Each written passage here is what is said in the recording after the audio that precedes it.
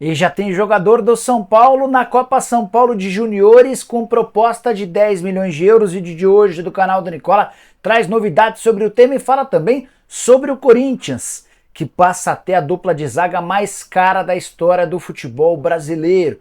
Bora te atualizar sobre Matias Vinha. Na Europa já tem gente cravando que o lateral uruguaio é reforço do Flamengo.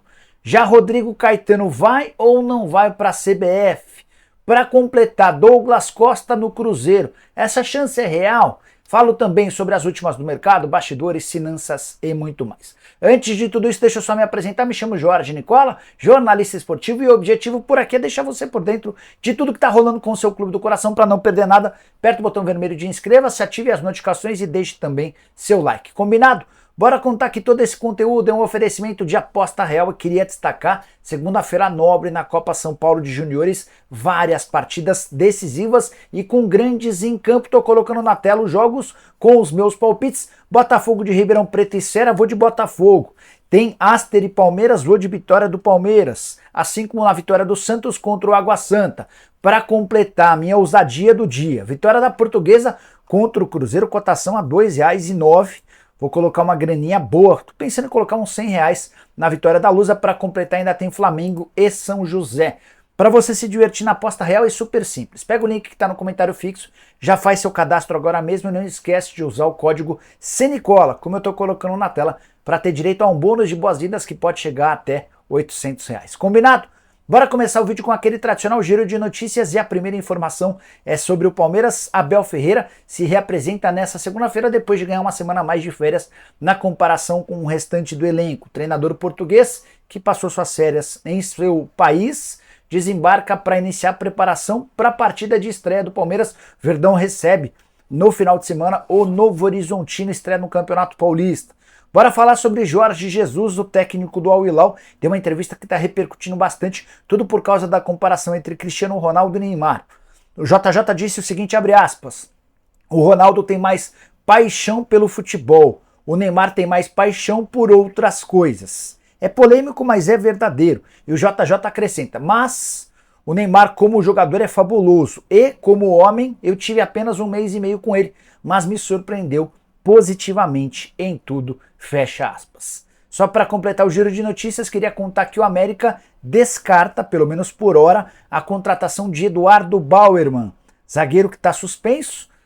A previsão de volta do Bauerman é em julho de 2024, ele foi suspenso depois de ter sido descoberto naquele esquema de manipulação de resultados via apostas esportivas.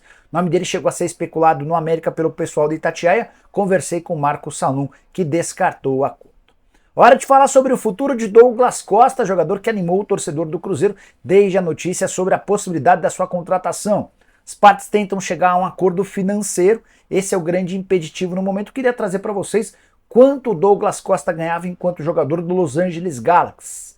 Acordo de 4,5 milhões de dólares por ano ou 21.850.000 reais, trazendo para a nossa realidade e dividindo por 12, dá para dizer que o Douglas Costa tinha direito a 1.800.000 reais por mês lá nos Estados Unidos, completamente fora da realidade do Cruzeiro.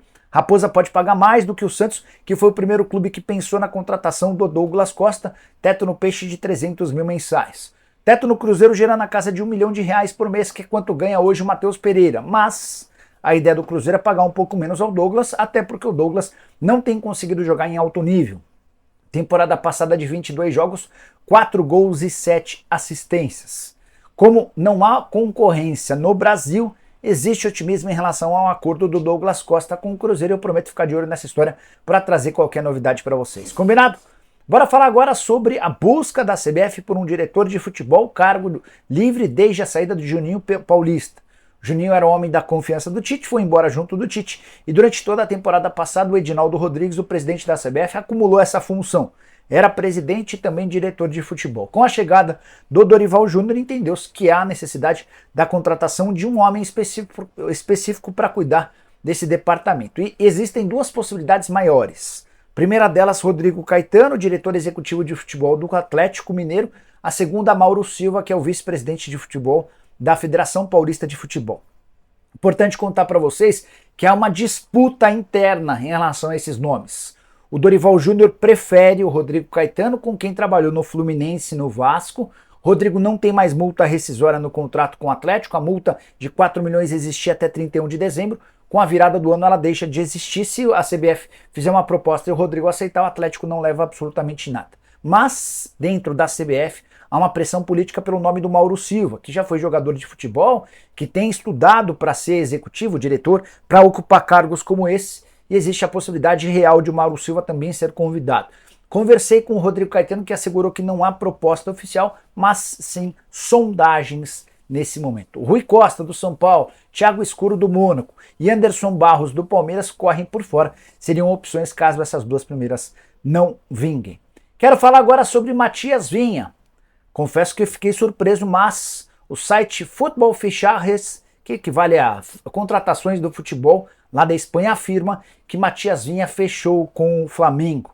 Acordo costurado na casa dos 8 milhões de euros ou 42 milhões e meio de reais. Por que eu fiquei surpreso? Porque Marcos Braz e Bruno Spindel acabaram de embarcar rumo à Europa para, entre outras coisas, tentar solucionar o problema envolvendo Matias Vinha. Nem chegaram a Roma e o acordo já foi resolvido. Enfim, só para lembrar, né? Marcos Braz e Bruno Spindel desembarcam primeiro em Lisboa, ou melhor, desembarcam primeiro em Sevilha, na Espanha. Eles só fizeram uma passagem por Portugal e depois foram para Sevilha, na Espanha, onde vão tentar fechar a contratação de Luiz Henrique. Conversei com o representante do Luiz Henrique antes de gravar o vídeo e essa pessoa afirmou que o Corinthians não desistiu de forma oficial do Luiz Henrique, mas praticamente jogou a toalha diante da diferença entre o que pede o Betis e o que oferece o Corinthians. O Flamengo vai insistir na contratação, vai tentar primeiro um empréstimo com obrigação de compra, se não rolar, pode até fazer uma proposta de compra. E depois, no momento seguinte, Marcos Braz e Bruno Spindel viajam para Roma para tentar chegar a um acordo com a Roma pelo Vinha. A pedida era de 10 milhões de euros, o Flamengo apareceu com 6, 6,5 e depois 7 milhões de euros. Acho que 8 milhões de euros seria um bom termo para fechamento do negócio. Bora falar agora sobre o Corinthians, que oficializou os números da contratação de Félix Torres, algo super legal. Os reforços do Corinthians têm sido como promessa de campanha do Augusto, todos os números revelados. Operação do Félix Torres de 6 milhões e meio de dólares ou 31 milhões e 600 mil reais por 80% dos direitos econômicos. O Timão chega inclusive a descrever como é que vai se dar a forma de pagamento, parcelado, enfim, interessante, que outros clubes copiem essa iniciativa. Queria chamar atenção para o fato de o Corinthians ter investido 74 milhões e 200 mil reais numa dupla de zaga. Veríssimo, vale a lembrança, foi comprado por 8 milhões de euros, que equivalem a 42 milhões e 600 mil, valor que equivale a 100% dos direitos econômicos, embora o Benfica tenha ficado com 20% do lucro, mais os 31 milhões e 600 mil do Félix Torres, e a gente tem uma dupla de zaga custando 74 milhões de reais. Fui fazer o levantamento se existe algum outro clube do Brasil que gastou tanto para ter sua dupla de zaga, e a resposta é não. Flamengo, por exemplo, tem Léo Pereira por 7 milhões de euros, mas os outros bem mais baratos. O Pablo 2 milhões e 800 mil euros, o Fabrício Bruno 2 milhões e meio de euros, o Davi Luiz chegou de graça.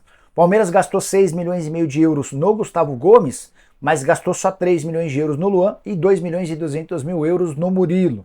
São Paulo, 4 milhões e 300 mil euros no Ferrarese, os outros bem mais baratos, o Arboleda por 1 milhão e 800 mil euros, Alan Franco por 1 milhão e 200 mil euros. Não há no futebol brasileiro uma dupla de zaga tão cara quanto a atual, com o detalhe de que o Veríssimo já tem 28 anos de idade e o Félix Torres com 27. Pergunta que eu quero deixar para você é: vale a pena investir tanto em zagueiros como fez o Corinthians? Ou as prioridades do meio para frente seriam maiores? Use o espaço para comentários e deixe a sua opinião, beleza?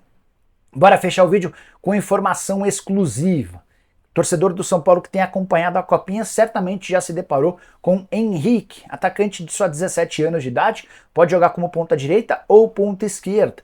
Titular absoluto do Sub-17 na temporada passada e tem sido titular na Copa São Paulo de Juniores, apesar de muito jovem. A Copa São Paulo permite atletas até o Sub-20 e esse menino com 17 anos de idade já soma 4 partidas com um gol e uma assistência.